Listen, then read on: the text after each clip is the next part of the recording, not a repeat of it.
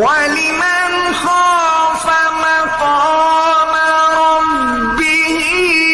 جَنَّتَانِ فَبِأَيِّ آلَاءِ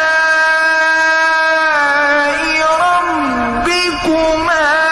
تُكَذِّبَانِ ذَوَاتَا